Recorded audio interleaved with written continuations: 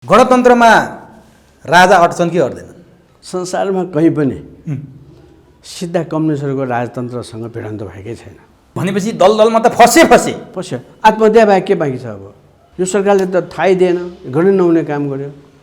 पहिले सदनमा ल्याएर छलफल गर्ने कि पहिला अमेरिकामा गएर सही गरेर आउने? यिनीहरू त फाँसीमा लट्काउनु पर्ने नै। उनले मर्ने, आत्महत्याका कुरा गर्ने, काल आउला भनेर बोलिरहेछन् नि। प्रचण्ड सत्य वचन बोले हुन्।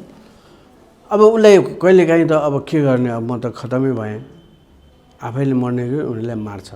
अहिलेसम्मको इतिहासले राजा र सिधा भिडन्त पुँजीपतिहरूसँग हुन्छ जहाँ पनि। राजा र कम्युनिस्टको होइन भएको छैन। यो सरकार भनेको एमसिसीलाई समर्थन गर्ने सरकार, ल्याउने सरकार, त्यो अमेरिका र भारतीय विस्तारवादको संयुक्त सरकार हो। विदेशी शक्तिले नगचगच्याएर यो बाबुराम एक्लैले राजतन्त्रलाई खतम गर्न सक्दैन। कम्युनिस्टहरूको द्वन्द्व राजासँग होइन, पुँजीवाद र सामन्तवाद, शोषणसँग हो। हामीले होइन, इन्डिया नेपालमा पनि भइसक्यो के भनेर देखाउनलाई गरेको हो। त्यो चिनकै विरोधमा र नेपाली जनताको विरोध गर्न नै बनेको पार्टीहरूले अरू के गर्छ त? यो नेपाल भनेको प्रत्यक्ष अप्रत्यक्ष रूपमा भारतको एउटा अङ्ग हो भने देखाउने एउटा पोइन्ट थपिदियो के? नेपाली कङ्ग्रेस सुरुदेखि नै हामीले विद्यार्थी बेलादेखि नै यिनीहरू विदेशी पुँजीका एजेन्टको रूपमा, शब्द एजेन्ट थिएन, परस्त भन्ने थियो। परस्त भनेको पूजा गर्ने, विदेशी पुँजीलाई पूजा गर्ने। दर्शकवृन्द नमस्कार। चुरो कुरोमा तपाईँलाई हार्दिक स्वागत छ। हामी चुरो कुरोमा आज नेपाल मजदुर किसान पार्टीका अध्यक्ष नारायणमान बिजुक्छे रोहितसँग नेपालको पछिल्लो राजनीतिक घटनाक्रममा केन्द्रित भएर संवाद गर्नेछौँ। हामी अध्यक्ष रोहितसँग कम्युनिस्ट पार्टी र राज संस्थासँगै जान सक्ने हो। कम्बोडियाको सिमानुक जसरी फर्किए राज संस्थामा, त्यसै गरी नेपालमा पनि राजा फर्किने अवस्था हो। किनभने नेपाली कम्युनिस्ट आन्दोलनमै लामो भोटो फटाएका मोहन वैद्य किरणले यो भनाइ सार्वजनिक गरिसकेपछि जनताहरूमा एक प्रकारको तरङ्ग पैदा भएको छ। यो विषयमा संवाद गर्नेछौँ।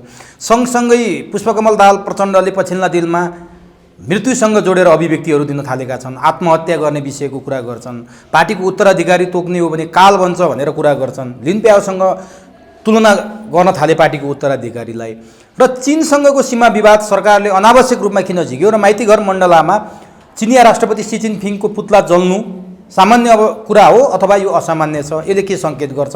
र एमसिसीको विषयमा परराष्ट्र मन्त्रीको अमेरिकाको भ्रमण र अमेरिकामा बोलेका कुरालाई लिएर पनि आम दर्शक, आम जनता, नेपाली राष्ट्रवादी नेपालीहरू सशङ्कित भएको अवस्था छ। यी यस्ता विषयमा केन्द्रित भएर संवाद गर्नेछौँ। सबभन्दा पहिले म चुरो कुरोमा नेपाल मजदुर किसान पार्टीका अध्यक्ष नारायणमान बिजुक्छे रोहितलाई स्वागत गर्छु। तपाईँलाई चुरो कुरोमा हार्दिक स्वागत छ। धन्यवाद छ। लामो समयको अन्तरालपछि तपाईँसँग अन्तरङ्ग कुराकानी गर्ने अवसर जुटिया छ। तपाईँ पनि नेपाली कम्युनिस्ट आन्दोलनमा लामो भोटो फटाएको र नेपाली कम्युनिस्ट आन्दोलनमै रगत पसिना बगाएर यो अवस्थासम्म आइपुगेको मान्छे। मोहन वैद्य किरण पनि चाहन्छन् तपाईँकै उमेरको हाराहारीको मान्छे हुनुहुन्छ। 10 वर्ष जनयुद्ध लड्नुभयो। 10 वर्ष जनयुद्धको मुख्य माग गणतन्त्र थियो। बाहिर हेर्दा भित्र के थियो छरपष्ट भइसकेको छ। उहाँले एकाएक एउटा सञ्चार माध्यममा नेपालमा राज संस्थाको खाँचो छ देश जोगाउनलाई, कम्बोडियाको सिमानुक जस्तो भए पनि राजा ल्याउनुपर्छ भन्ने अभिव्यक्ति सार्वजनिक गर्नुभयो, जुन कुराले समाज, राष्ट्र तरङ्गित भएको छ। वास्तवमा के कम्युनिस्ट पार्टी र राज संस्थासँगै जान सक्छन् अथवा के हो? उहाँले के उद्देश्यले भन्नुभयो, त्यो ठिक हो या गलत हो? मैले यहाँबाट सुरु गरेँ। सबभन्दा पहिले त साम्राज्यवाद विरोधी सङ्घर्षको बेलामा चिनिया कम्युनिस्ट पार्टी एउटा नीति देखा परेको थियो।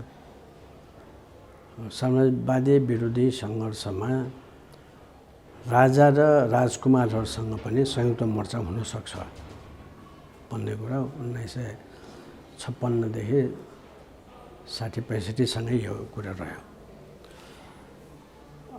यसको अर्थ के हो भने अमेरिकी साम्राज्यवादले हिन्द चीनमा अथवा भियतनाम, लाओस, कम्बोडियामा धेरै थिचोमिचो गरेको थियो र त्यसपछि सियानुकको विरोधमा अमेरिकाको निर्देशनमा त्यहाँको राजतन्त्रलाई दरबारियाहरू मिलेर खतम गरिदियो र उनी त्यसबेला पेरिसमा थिए उपचारको सिलसिलामा अनि उसलाई ज्यान सजाय पनि दियो। राजतन्त्र पनि खत्तम भयो, गणतन्त्र घोषणा गर्यो। अनि त्यसबेला साम्राज्यवादीहरूले भनौँ कि फ्रान्सलाई अगाडि सारेर अब कम्युनिस्टहरूले तिमी राजा भएको बेलामा तिमीलाई प्रयोग गरेको हो, त्यसो भएको हुनाले अब तिमीलाई आफ्नो देश जानुभन्दा बरु हामी नै त्यहाँ सहयोग गरौँला, यहीँ बस्छ भनेछ। उनले अब म अहिले रुस जान चाहन्छु, त्यहाँ रुसमा कुरा गर्छु, पछि तपाईँहरूसँग कुरा गर्नुपर्ला भनेर उनी रुस गए। रुस गएपछि ब्रेजनेभ थियो त्यहाँको राष्ट्रपति। ब्रेजनेभले हेर चिनियाहरूले तिमी सत्तामा भएको हुनाले मात्रै तिमीलाई सहयोग गरेको, अब तिमी सत्तामा छैनौ, त्यसकारण उनीहरूले तिमीलाई स्वागत गर्दैन भन्यो। सानोले त्यसबेला भने चाइमलाई मेरो साथी हो, यदि उनीहरूसँग कुरा मिल्यो भने तपाईँहरू भइहाल्नुहुन्छ भन्ने भयो। उसलाई एउटा ठुलो अफिसर आउने हवाईजहाज दिएर पठाइदियो त्यहाँ। चाइमलाईले ठ्याक्कै हवाईअड्डामा सानोकलाई स्वागत गर्दा हाम्रो निम्ति तिमी बाहेक कम्बोडियामा हामी अरू चिन्दैनौँ, तिमी नै हो भनेको, रिकग्नेसन तिमीलाई नै दिने भनेको। अनि चेयरम्यान माओले म के भनौँ भनेछ, म त लड्छु भनेछ। त्यसमा त्यही कुरो चेयरम्यान माओ कहाँ पुग्यो होला। अनि भेट हुँदा कमरेड माओले ठ्याक्कै हात मिलाएर जनताको छोरा भन्नेहरूसँग भन्दा तिमी जस्तो राजासँग भेट्दा मलाई खुसी लाग्छ भनेको। त्यो जनताका छोराहरू भन्ने स्वार्थ हो यिनीहरू, जसले जनताको छोरा त हुन्, राष्ट्रपति भएर सबै साम्राज्यवादीहरूको सेवा गर्ने, तिनीहरूलाई भनेको हो त्यस्ता राष्ट्रपतिहरू भनेर। अब त्यसबेला उनीहरूको सिद्धान्तै त्यही थियो, साम्राज्यवाद मुख्य शत्रु भएको हुनाले अमेरिकी साम्राज्यवादको विरोधमा सबैसँग मिल्ने। आफ्नो देशको निम्ति कसैले सङ्घर्ष गर्छ भने त्यो राष्ट्रिय आन्दोलनमा सकेको मद्दत गर्नुपर्छ, संयुक्त मोर्चाको अर्थमा लिएको हो त्यो। अब यो हाम्रो अहिलेको राजा सानो हो कि होइन भन्ने कुरामा अब उहाँहरूको भित्री कति के कुरा भएको छ त्यो हामीलाई थाहा छैन। अनि देखिने गरी उहाँले के भन्नुभयो भने देश जोगाउने हो भने, देशले अहिलेको बर्बादीबाट जोगाउने हो भने सिमानुक जस्तो नेपालको राजा मान्न तयार हुनुपर्छ भन्ने उहाँको कुरा आयो। यसमा तपाईँको चाहिँ के हो भन्नु खोजे? त्यहाँको अब सानो त्यस बेला पपुलर थियो उनीहरूको देशमा, सेना एक ढका उसको पछाडि थियो, केही दरबारीहरू मात्रै त्यसको विरोधमा थियो। लडेर देखाएपछि त साम्राज्यवादलाई त भगाइदियो। अहिलेको सेनाले राजालाई कतिको मद्दत गर्छ ती सबै कुराहरू हो। अनि फेरि राजा ऊ सत्तामा आइसकेपछि हामीसँग मिल्छ कि मिल्दैन त्यो विषयमा त वार्ता नगरिकन त भन्न सकिन्न। तपाईँहरूको धारणा? सबैको यस्तै धारणा हुनुपर्छ। यदि राजा तपाईँ दलहरूसँग मिलेर काम गर्न तत्पर हुने र प्रतिबद्ध हुने हो भने सिमानुक बन्न सक्छन् ज्ञानेन्द्र? त्यो त उसैसँग सोध्ने हो हामीले। अब हामी के पोइन्टमा हामी मिल्ने, जस्तो सानो अहिले बिते पनि उनको अहिले छोरा त राजै छन्।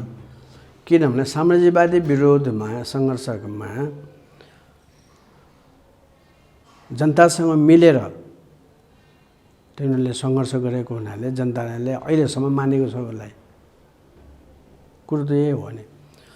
त्यसकारण साम्राज्यवादी विरोधी भएर अब यहाँ त साम्राज्यवाद मात्रै होइन विस्तारवादको पनि कुरा छ। अहिले अमेरिका र भारत पनि मिलेको छ, एउटै लाइनमा छ। हामीलाई जहाँसम्म लाग्छ दरबार हत्याकाण्डमा तिनीहरूकै हात छ। दोष चाहिँ भाइलाई दिए पनि अब त्यो बाहिरको त्यस्तो सम्बन्ध नभइकन त्यस्तो घटना हुन सक्दैन। त्यसो भए तपाईँ त कम्युनिस्टको दर्शन बुझेको बुझाउने मान्छे, कम्युनिस्ट दर्शनमा राज संस्था र कम्युनिस्ट पार्टी सँगै जान सक्छन् भन्ने कुरा कहीँ भेट्न सक्छौँ हामीले त्यस्तो? किनभने कम्युनिस्ट त स्वभावैले जन्मदै गणतन्त्रवादी हो नि। त्यो होइन फेरि कसरी बुझ्नुपर्छ भने संसारमा कहीँ पनि सिधा कम्युनिस्टहरूको राजतन्त्रसँग भिडन्त भएकै छैन। जस्तो कि बेलायतमा पुँजीपति वर्गले नै राजालाई खतम गर्यो, फ्रान्समा पनि त्यही भएको हो है। अब अमेरिकामा त राजै थिएन, त्यहाँ बाहिरबाट मान्छे गएको। झन्डै जर्ज वासिङटनलाई राष्ट्रपतिको ठाउँमा राजा बनाउनु खोज्यो, तर सेना नमानेर मात्रै त्यहाँ राष्ट्रपति भएको। त्यसरी रुसमा त रुसमा 1970 को फेब्रुअरी क्रान्ति भयो, त्यहाँ पुँजीपति वर्गको सरकार थियो, राजा समाप्त भयो है। चीनमा त पुँजीपति वर्गले नै समाप्त गरेको 1911 मा। यसरी कम्युनिस्टहरूको कहीँ पनि भिडन्त चाहिँ भएन। भनेपछि हामी प्रश्न केमा हुनु पर्यो भने राजा र कम्युनिस्टको भिडन्त होइन, सिधा छैन, कहीँ पनि छैन। अब अर्को उदाहरण म दिन्छु।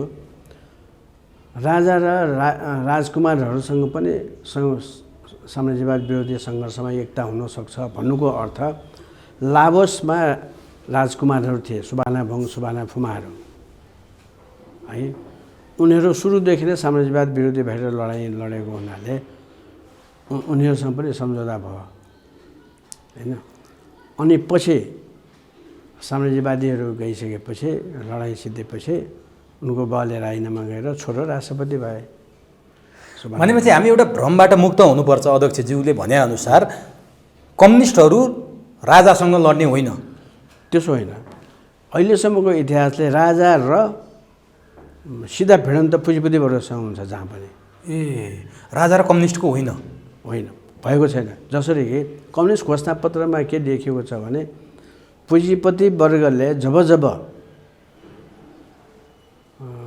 सामन्तवाद र प्रतिक्रियावादको विरुद्धमा सङ्घर्ष गर्छ हामी साथ दिन्छौँ, तर उनीहरू खतम हुन साथै पुँजीपति वर्गले जुन जुन साधनको प्रयोग गरेर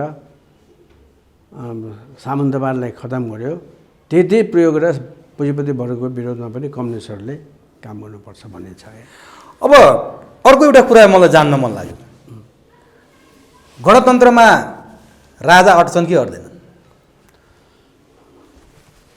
अब गणतन्त्रै शब्दसँग त मेल खाँदैन, शब्दसँग है। यदि राजाले सामाजिक प्रजातन्त्र भन्ने खालको समाजवादकै निम्ति हामी काम गर्छौँ भन्ने त शब्दसँग मतलब भएन। राजा रहन पनि सक्छ, राजाले छोडिदिनु पनि सक्छ। एउटा हाइपोथेटिकल कुरा गरौँ न त। जसरी मोहन वैद्यले राजाको जरुरी देख्नुभयो, तपाईँले पनि केही शर्तहरूमा टर्म्स एन्ड कन्डिसन पुरा गरेको खण्डमा राजालाई स्वीकार्न सकिन्छ भन्ने कुरा गर्नुभयो। यदि त्यो टर्म्स एन्ड कन्डिसन राजाले मानेको खण्डमा, सेनाले मानेको खण्डमा राजा अट्ने चाहिँ तन्त्र के हुन्छ त यहाँ? त्यो अब हामी के को निम्ति सङ्घर्ष गर्ने त? अहिलेको सरकारको विरोधमा यो सरकार भनेको एमसिसीलाई समर्थन गर्ने सरकार, ल्याउने सरकार, त्यो अमेरिका र भारतीय विस्तारवादको संयुक्त सरकार हो। त्यहाँ उसको विरोधमा, उनीहरूको मालिकहरूको विरोधमा पनि सङ्घर्ष गर्न राजा तयार छ कि छैन? तिनीहरू गइसकेपछि अनि राजा फेरि जनताको जीवनसँग आउँछ कि आउँदैन? जस्तो कि राजा महेन्द्रले भूमि सुधार गरेको थियो। यो कुरा के मनमा राखौँ भने पहिले पञ्चायत व्यवस्थामा राजा वीरेन्द्रको पालामा भन्दा पनि महेन्द्रको विरोधमा यिनीहरू खनिएको प्रजातन्त्र नभएर होइन, भूमि सुधार गरेर। राजाले भूमि सुधार गरिदिएको कारणले भूमि सुधार गरिदिएपछि सामन्तहरू यस कारणले जनताका विरोधी थिए किनभने उनीसँग धेरै जग्गा थियो, शोषण थियो। ती सबै अब किसानहरूलाई पनि अधिया सरै ठ्याक्क मुहानी हक दिइसकेपछि उनीहरूको शोषण त कमजोर भयो। साथसाथै एउटा सीमाङ्कन गरिदियो भनेपछि एक तहले सामन्तहरूलाई एक ठाउँमा ल्याइदियो। सबभन्दा रिस चाहिँ त्यो। अनि यो त हाम्रो खुला सिमाना भएको ठाउँमा त्यस्तो गर्यो भने भारतमा प्रजातन्त्र भएर के गर्ने? त्यहाँ त भूमि सुधारै भएको छैन। त्यहाँ पनि त्यस्तो भयो भने अनि त्यो किसान आन्दोलन रोक्ने कसले? नेपालको दरबार भनेर त बलिया सामन्तहरू छन्, त्यहाँ धेरै राजा महाराजा पनि छन्। त्यसका राजा महेन्द्रसँग सबभन्दा यिनीहरूको रिस भनेको त्यही हो। प्रजातन्त्र भनेको त अरू ठाउँमा पनि जति शोषण छ बरु नेपालमा भन्दा त्यहाँ शोषण र अन्याय अत्याचार भ्रष्टाचार छ। अमेरिकामा पनि छ, त्यहाँ पनि छ, हामीले हेरिआएकै हो। त्यसो भएको हुनाले शोषणको विरोधमा, सामन्ती शोषणको विरोधमा जो महेन्द्रले कदम उठायो त्यो सबभन्दा उनीहरूलाई मन नपर्ने कुरा। हाम्रो जनताको निम्ति त्यो सबभन्दा राम्रो कुरा, फेरि अत्यन्त बहुमत जनतालाई फाइदा हुने पनि त्यसले। भनेपछि महेन्द्रको कदम ठिक थियो, त्यो पोइन्ट ठिक थियो। अब त्यसै गरेर तटस्थ पराशरले पनि ठिकै थियो उसको, होइन? यस्ता कुराहरूलाई मन नपरेको, अमेरिकाले पनि मन परेको थिएन, हिन्दुस्तानले पनि मन परेको थिएन त्यो। अब यस कुरामा के अहिलेको यो राजा तयार हो? यसको निम्ति तयार छ? यदि तपाईँले भनेका कुरामा ज्ञानेन्द्रले प्रतिबद्धता जनाए भने, किनभने ज्ञानेन्द्रलाई लाग्छ एमसिसीको पक्षमा ज्ञानेन्द्र होलान् जस्तो देखिँदैन, राज संस्था होला जस्तो देखिँदैन, किनभने त्यो आशय पनि बुझिन्छ। साम्राज्यवादको पक्षमा, भारतको विस्तारवादको पक्षमा पनि राजा ज्ञानेन्द्र राज संस्था होला जस्तो देखिँदैन। यी सबै कुराहरू मिल्दै गयो। तपाईँले पनि अलिकति ग्रिन सिग्नल दिनुभयो, राजा सच्चिने ठाउँ आयो भने। मोहन वैद्यले त्यो बोल्नु, विप्लवले पृथ्वीनारायण शाहको फोटो फ्रेम ग्रहण गर्नुले यो सङ्केत संयोग मात्रै हो कि केही खिचडी पाक्दैछ? अब के उनीहरूको सम्बन्ध छ कि छैन त्यो त थाहा भएन, यो त आउनुपर्ने कुरा हो। यदि राजासँग पनि भन्नु भने, हिजोका राजाहरू जो सत्ताबाट पर भइसकेका छन् तिनीहरू पनि कहिलेकाहीँ कम्युनिस्टहरूसँग मिलेको थाहा छ। जस्तो कि चीनमा 1911मा राजा खतम भयो, तर जापानले त्यहाँको राजालाई राखिदियो, गद्दीमा राख्यो। 1949मा त्यो राजा पेकिङमा रह्यो। अब उसको त केही पनि छैन, अनि त्यो युवा थियो, उसले चाहेर आएको पनि होइन, त्यो फुचेको बेलामा आएको, अनि उसको बिहा गरेको थिएन। अनि चामलाईहरूले नै सायद अरूलाई भनेर बिहा गरिदिएको थियो। उनको जहान एउटा नर्स रहेछन्, उनको मैले आर्टिकल पढेको थिएँ।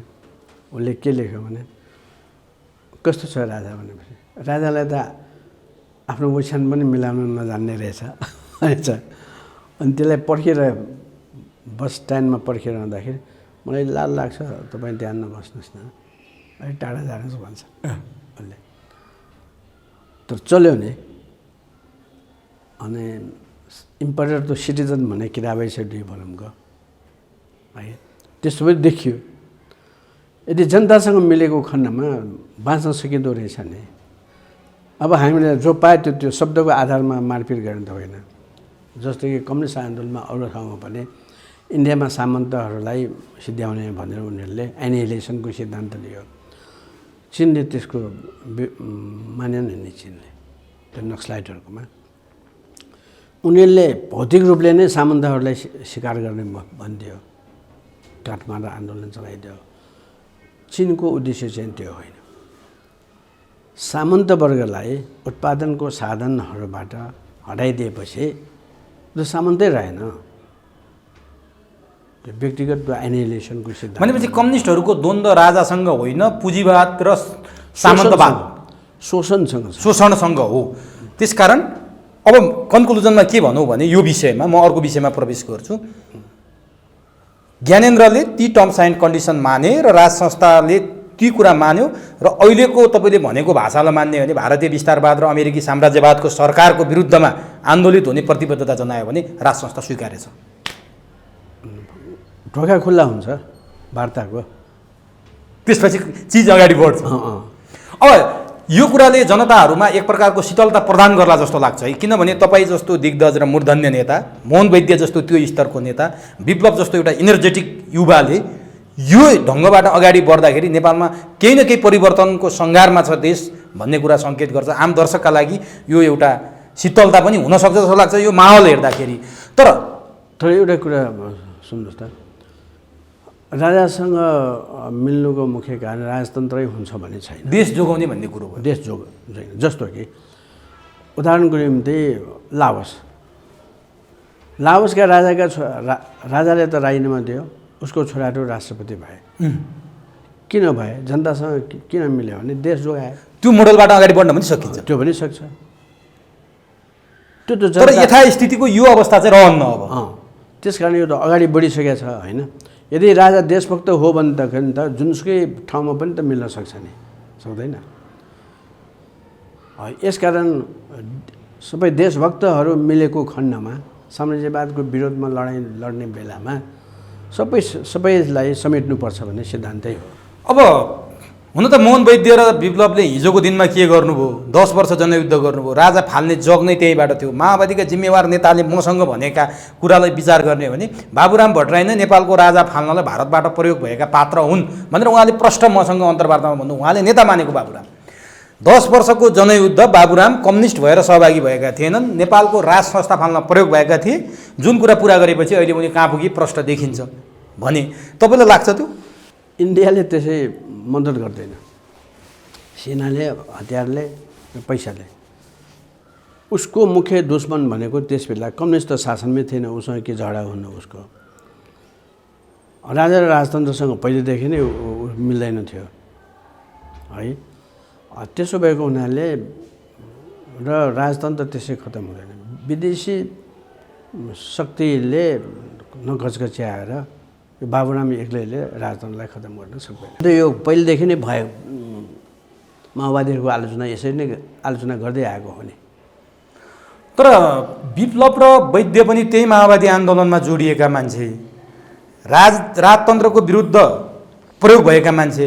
आज उनीहरूलाई अलिकति अप्ठ्यारो त मान्नुपर्ने हो नि होइन, राज संस्थाको कुरा गर्दा। कति कुरो उनीहरूलाई थाहा दिएन होला। अब सबैले के सोचेको छ भने त्यहाँ जङ्गलमा छ भनेको।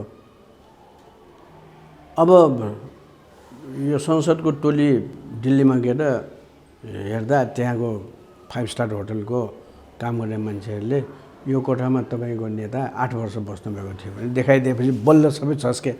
त्यसमा माओवादी सांसदहरू पनि थिए। अनि सबैले खुसखुस कुरा गर्न थाल्यो। हामीले त जङ्गलमा भन्न थालेको त यहाँ पो रहेछ भनेर। यी सबै कुरोलाई के थाहा हो भयो भने धेरै कुरोलाई यिनीहरूले गुप्त राखेको। नेताहरू नै मोहन वैद्यदेखि विप्लवसम्म नै गुमराहमा राखिएको रहेछ। ल उनलाई त जेलमा राखिदियो नि पछि। यसकारण माथिल्लो कुरो थाहा थिएन। कतिसम्म भने ती नेताले मलाई भने प्रचण्डले 12 बुधे गर्न जाँदा प्रचण्डलाई लखनऊदेखि दिल्लीसम्म भारतीय सुरक्षाकर्मीले सुरक्षा दिएर दिल्ली पुर्याएका थिए। प्रचण्ड पुरै भारतको सुरक्षाकर्मीको सुरक्षामा बस्थे भनेर भने। ती जिम्मेवार मान्छे नै हुन् जो विप्लवको पार्टीमा छन् अहिले। त्यो सत्य नै हो, किनभने त्यसै छोड्दैन।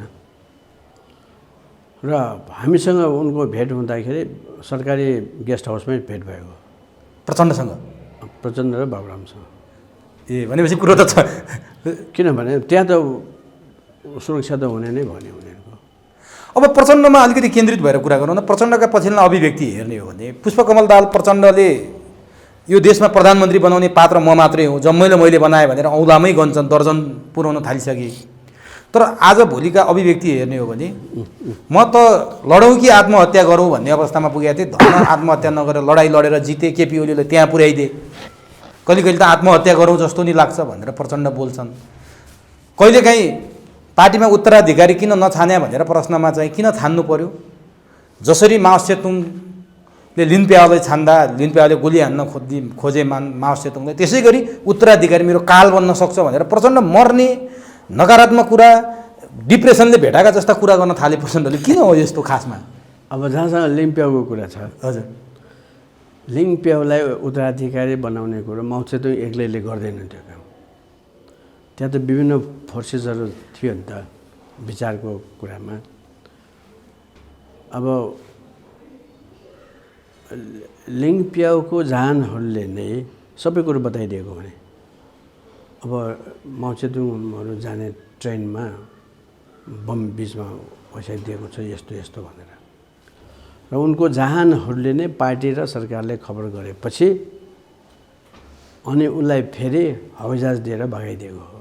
अनि मङ्गोलियामा जान्छु भनेर बिचमा मरेको हो। त्यसमा माओ सेतुङले गरेर फलानालाई गरेर भन्ने होइन, त्यहाँको माहौल परिस्थिति त्यस बेलाको थियो। अब त्यसमा विदेशीहरूको कहाँ कहाँ होला त्यो सबै कुरो बाहिर आएको छैन। त्यसमा विदेशीहरूले पनि खेलेको हुनसक्छ। र अर्को महत्त्वपूर्ण के हो भन्नु होला भने आफ्नै साथीहरूले मार्नुपर्छ भन्ने छैन। साम्राज्यवादीहरूसँग सम्झौता गरेपछि जस्तो सिगमन रुई भन्ने दक्षिण कोरियाको राष्ट्रपतिलाई अमेरिकनहरूले नै मारेको हो नि। उनको जान अमेरिका गएर र संजोगको कुरा अमेरिका जाने बेलामा उसले कालो चस्मा लगाएको थियो उनको साथीमा। अमेरिकाले नै मेरो लोग्नेलाई मार्न दिएको भनेर सिधै भनेको थियो अमेरिका गएर, यो सबै पत्रकारहरूको सामुन्ने उसले भनिदियो। हेर्नुहोस् है, यसले के थाहा हुन्छ भने जसले ल्याएको हो बाबुराम र प्रचण्डहरूलाई उनीहरूले मार्न भेट छैन। कि त भनेको गर, होइन भने सिकार। अब उनीहरूको अगाडि मैले पहिले पनि भने, त्यहाँ पनि भनेको उनीहरूलाई, इन्डियाले भने जस्तो तपाईँहरू बस्नु भने हाम्रो देश गयो, इन्डियाले भने जस्तो गरेर पनि तपाईँहरूको ज्यान गयो, दुइटामा एउटा रोज्नुहोस् भनेको मैले सिधै।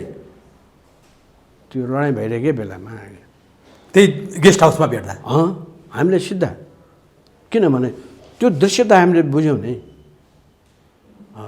यही कुरो फेरि दक्षिण भियतनाममा त्यहाँको ठ्युकी भन्ने राष्ट्रपतिले अब उत्तरसँग मिल्नुपर्ने कुरा गर्यो होला, उसलाई पनि सिधाइदियो।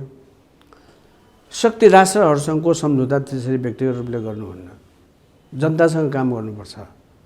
अहिले प्रचण्डको अवस्था त्यही हो। त्यही त हो, जनतासँग नसोधिकन जनता आफै कन्भिन्स नभइकन शक्ति राष्ट्रको पछि लगाएपछि त शक्ति राष्ट्रले प्रयोग गर्छ। चेस खेल्दाखेरि त्यो राजालाई जोगाउन सिपाहीचाहरू जो छ उनीहरूलाई त हामी प्रधानमन्त्री समेत बलि चढाउँछ नि, त्यहाँ चढाउँदैन, चढाउँछ। यही हो। उनले मर्ने आत्महत्याका कुरा गर्ने काल आउला भनेर बोलिरहेछन् नि प्रचण्ड, सत्य वचन बोले हुन्। अब उसलाई कहिलेकाहीँ त अब के गर्ने, अब म त खतमै भएँ, आफैले मर्ने कि उनीलाई मार्छ भन्नु त पर्यो। कि त्यस्तो खतराको घन्टी बजिसके हो प्रचण्डलाई? अब त्यो त अब उसका जति पनि त्यहाँ सुरक्षा गार्डहरू छन् आफ्नो पार्टीको, त्यो पार्टीको सुरक्षा गार्डले कसको कुरा सुन्छ? उसकै सुन्छ कि अरूको सुन्छ? चेन अफ कमान्ड दिल्लीमा छ भनेर हामीले बार बार भनेका छौँ। त्यस कारण यो अरूलाई पनि यो एक प्रकारको सन्देश हो र शिक्षा हो कि अरूको भरमा काम गर्ने होइन, आफ्नै जनताको खुट्टामा उभिनुपर्छ। पार्टी ठुलो त बनाइदिन्छ पैसाले, सबै ठाउँमा जिल्लामा अब खुला सिमाना छ, पार्टीको बहुमत ल्याइदिन्छ। कि त उनीहरूले भनेको कुरा सही गर्दै जानु पर्यो, देश जेसुकै होस्, जनता जेसुकै होस्, होइन भने मर्नु पर्यो। अब प्रचण्ड त्यो दलदलमा फसेको हामीले त पहिलेदेखि यो कुरो भनिआएकै हो। जुन कुरा आज प्रकट भयो, अब आफ्नै मुखबाट बोल्नुपर्ने बाध्यता आइलाग्यो। अब अर्को कुरा नि, जस्तो यो त प्रचण्डको कुरा भयो, यो प्रचण्डले नै बनाउन इनिसिएसन लिएर बनाएको यो सरकार, शेरबहादुर देउबाको नेतृत्वको सरकारले 2 महिना बढी भइसक्यो, झन्डै 3 महिना हुन लागिसक्यो, मन्त्रीमण्डल गठन गर्न समेत सक्दैन, मन्त्रीमण्डल विस्तार गर्न समेत सक्दैन। केले अड्किया छन् यिनीहरू? के कारणले यस्तो अवस्थामा पुगेका छन्? यही बेलामा अर्ली इलेक्सनका कुरा हुन थाले, तपाईँ निरन्तर इलेक्सनको कुरा गर्दै आउनु भएको थियो, केपी शर्मा ओलीले नि इलेक्सनको कुरा गर्न थालिसक्नुभयो। फेरि के यो के भइरहेछ यहाँ जस्तो लाग्छ तपाईँलाई? अब सरल हिसाबले हेर्ने हो भने विदेशीहरूको हात यसमा छैन भन्ने हिसाबले हेर्ने हो भने कसैले पनि प्रजातन्त्रमा अल्पमत भएको मान्छेलाई ल्याएर तिमी प्रधानमन्त्री भइदेऊ भनेर कसरी भन्छ? कुन मुखले भन्छ? बहुमतको सरकार आउने ठाउँमा एक कुनामा गएर चुप ल्याएर बसेको कमजोर पार्टीलाई ल्याएर, त्यो पनि धेरै बदनाम भइसकेको मान्छेलाई चाहिँ राष्ट्रपति प्रधानमन्त्री दिन्छ? कसैले दिँदैन, स्वाभाविक रूपले दिँदैन। यो गलतै हुन्थ्यो। तर अहिले हामी के बुझ्दैछौँ भने उनले मन्त्रीमण्डल पनि चयन गर्न सकिरहेछन्। किन यो यस्तो भयो होला भने अब उनलाई प्रधानमन्त्री बनाउनेमा प्रचण्ड मात्रै होइन, माधव कुमार नेपाल पनि त गएकै होइन। के यो विदेशीले गरेको होइन र सोध्ने त अब प्रश्न उनीहरूसँग छ। अहिले खोइ त एउटा कुरा, यदि यो होइन भने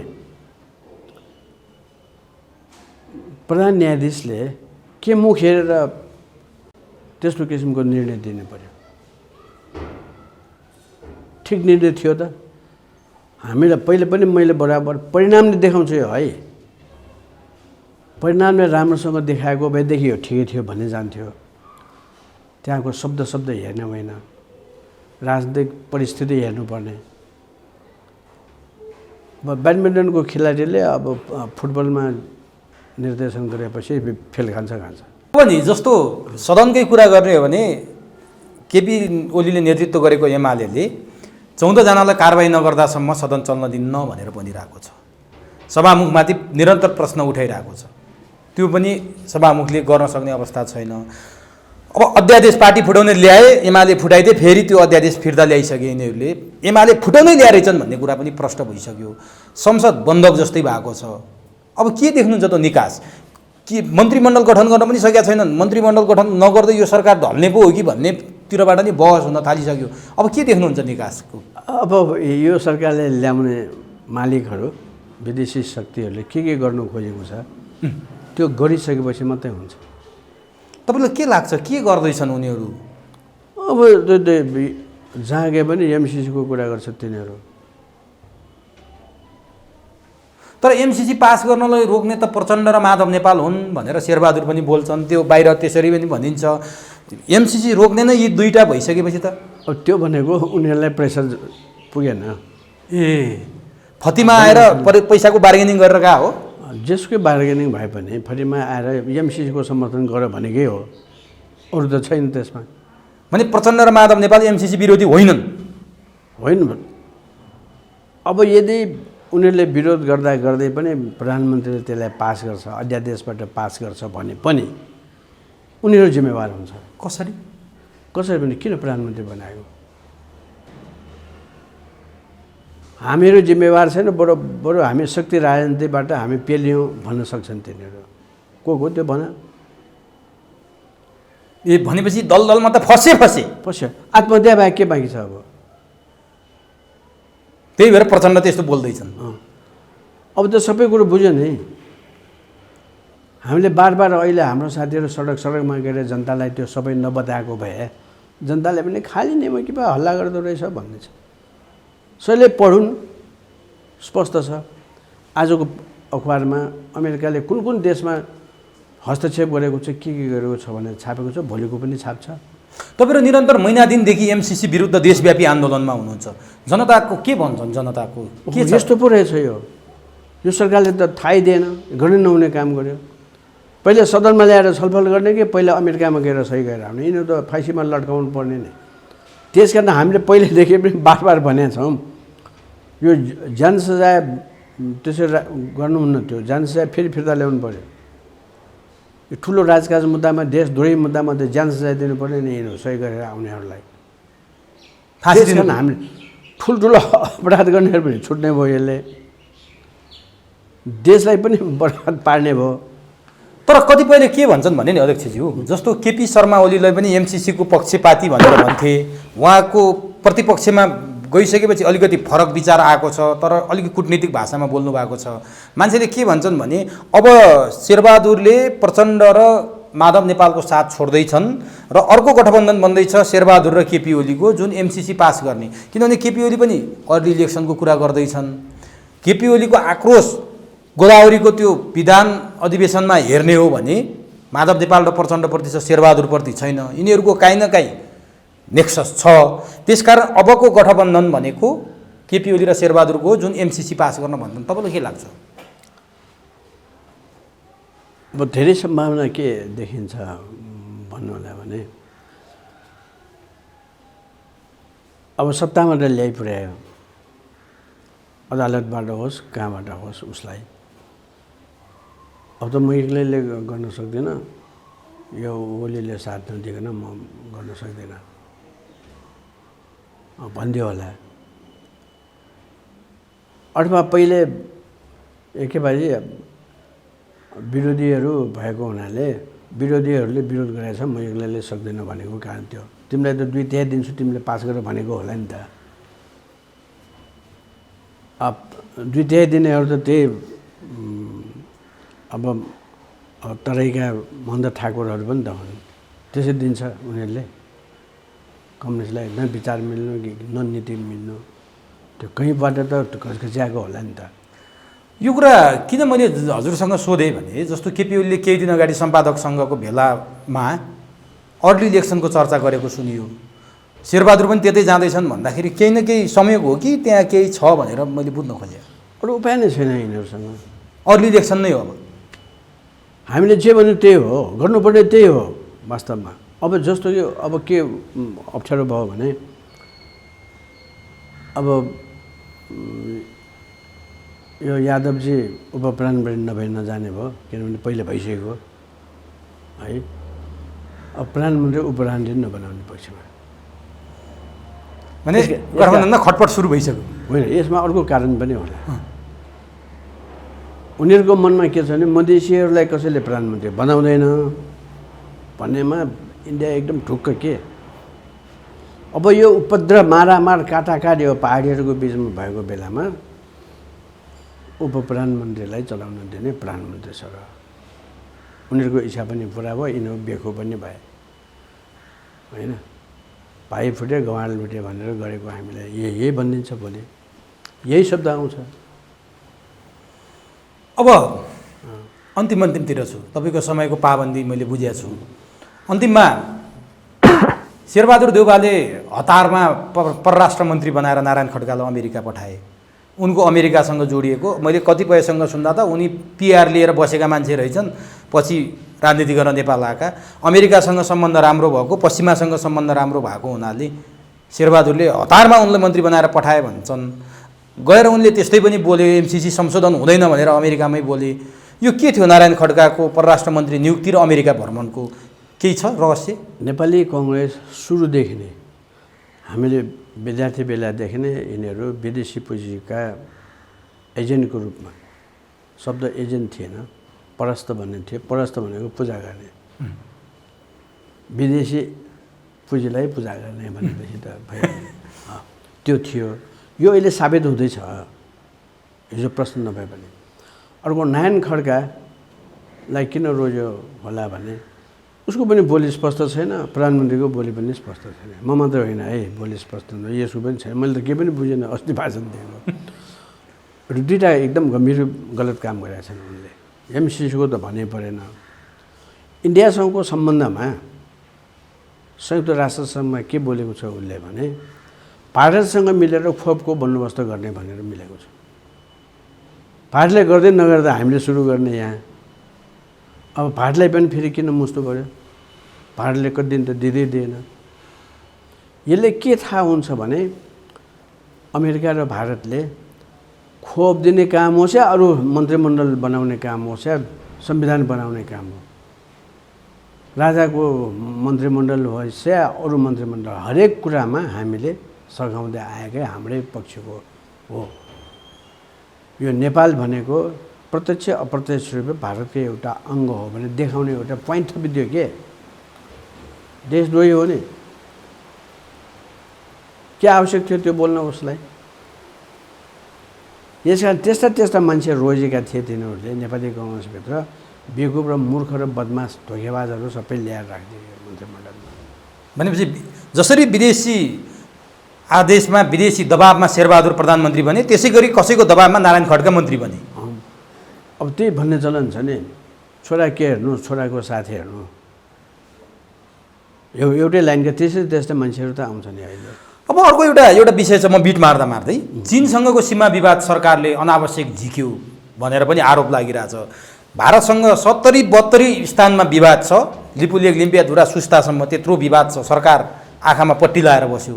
चीनसँग हुम्लाको नामखामा विवाद छ भनेर एउटा टोली नै बनायो, टोलीले अध्ययन गरेर आयो। सीमा मिचेको छैन चीनले भन्यो, तर केही विवादास्पद कुराहरू छन् भनेर गृह मन्त्रालयले रिपोर्ट दियो। सरकारले अनावश्यक रूपमा त्यो किन गर्यो, त्यो रिपोर्ट पनि आयो। र अहिले माइतीघर मण्डलामा चीनले सीमा मिच्यो भनेर चीन विरुद्ध महन्त राजेन्द्र नेतृत्वको पार्टीका विद्यार्थी सङ्गठनले आन्दोलन गर्ने, जुलुस गर्ने, सी जिनपिङको पुतला जलाउने, जबकि नरेन्द्र मोदीको पुतला अहिलेसम्म सीमा मिचेकोमा उनीहरूले कहिले जलाएको देखिएन। त्यत्रो विवाद छ भारतसँग, त्यो देखिएन। चीन विरुद्ध मधेसवादी पार्टी र सरकार किन यसरी लागे? नेपाली कङ्ग्रेस अहिले आएर ठ्याक्कै इन्डियाको पक्षमा र अमेरिकाको पक्षमा जान्छ भन्ने कुरो त हामीलाई प्रस्तुत थियो। किनभने जब जब यो शेरबहादुर देउवा आउँछ तब तब टिबेटको मामलामा जुलुस गर्न दिन्छ, साथसाथै अफगानिस्तानमा हमला गर्दा अमेरिका हवाईजहाजको निम्ति बमवर्षक विमानहरूको निम्ति पेट्रोल भर्न दिन्छ, जुन कुरा गर्नै नहुने छिमेकी देशले। त्यसकारण तिनीहरू अमेरिका र यता भारतीय विस्तारवादसँग संलग्न छन्। यिनीहरू अन्तर्राष्ट्रिय रूपले नै यिनीहरू साँठगाँठ बनेका हुन्। आफू सरकारमा आएको बेलामा त्यसैले यस्तो कुरो चीनलाई बदनाम गर्नको निम्ति कहाँ कुन ठाउँमा कसलाई ल्याएपछि अन्तर्राष्ट्रिय क्षेत्रमा आफ्नो कुरो बिकाउने हो भन्ने कुरो त थाहा छ, त्यो अनुसार गरेको हो। अनि त्यो महन्त ठाकुरहरूको पार्टीले पुतला दहन नै गर्यो, जबकि अहिलेसम्म नरेन्द्र मोदीको विरुद्ध नारा जुलुस गरेको देखिँदैन। त्यति मात्र होइन, अब नेपाली जनता त राम्रो बुझेका हुन्। अब उनीहरूलाई जसले यसो गर्नु भन्यो भनिदियो, इसारा गरिदियो। तर इन्डियामै भइरहेको थिएन। यो त एकदम दक्षिणपन्थी सरकार भएको हुनाले गरेको हो। यो गर्नु हामीले होइन, इन्डिया नेपालमा पनि भइसक्यो के भनेर देखाउनलाई गरेको हो। त्यो चीनकै विरोधमा र नेपाली जनताको विरोध गर्न नै बनेको पार्टीहरूले अरू के गर्छ त? तर एउटा कुरा छ नि, तपाईँले त त्यो प्रत्यक्ष देख्नु भएको पनि छ, हामीले पढ्दाखेरि पाउँछौँ। जस्तो नेपाल र चीनको विवाद हुँदाखेरि कुनै समयमा विवाद थियो, सगरमाथाकै विवाद थियो भन्ने कुरा सुन्छौँ। बिपी कोइराला प्रधानमन्त्री हुँदा चाइओनलाईसँग भेटेर सगरमाथाको विवाद पनि सल्टाएको कुरा पनि हामी पढ्छौँ। मुस्ताङमा चिनियाहरूको आक्रमणबाट नेपाली मर्दाखेरि चीनले माफी मागेका कुराहरू औपचारिक रूपमा त्यो पनि हामी पढ्छौँ, सुन्छौँ। त्यस्तो पार्टीका शेरबहादुर देउवा तिनैका शिष्य हुन् नि।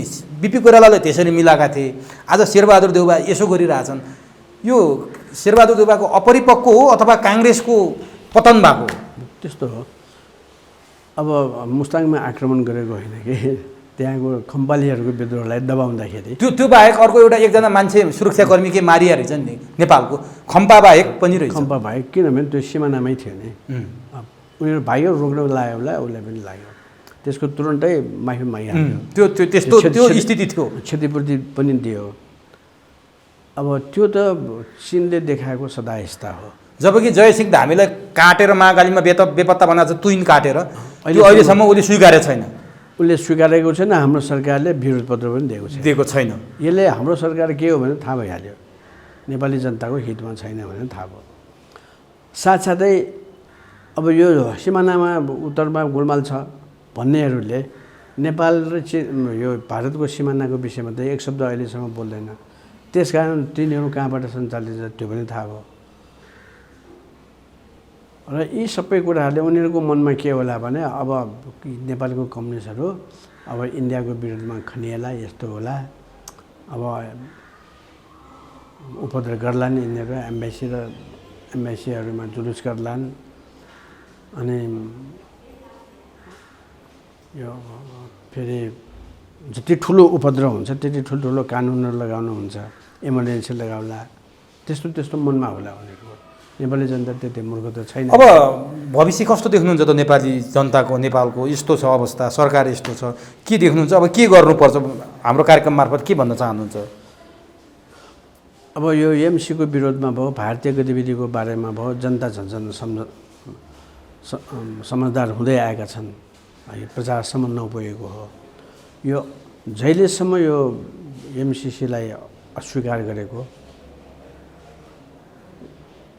जनताले थाहा पाउँदैन तहिलेसम्म मलाई लाग्छ यो विषय त्यसै छुट्दैन। अब रहिरहन्छ। यदि नेपाली कङ्ग्रेस र अरू कुनै पनि पार्टीले त्यसको समर्थन गर्यो भनेदेखि उनीहरू त्योसँगै जानेछन्। जनताले यसलाई राम्रो मान्दै छैन, हाम्रो देश रहँदैन। हस्, समय दिनुभयो, अत्यन्त महत्त्वपूर्ण भनाइहरू राखिदिनु भयो, यसका लागि तपाईँलाई हार्दिक धन्यवाद। धन्यवाद छ। अब यो कुरालाई तपाईँको प्रचार माध्यम मार्फत जनतासम्म पुर्याइदिनु होला, त्यसले देश र जनताको हित हुन्छ। हस्, धन्यवाद।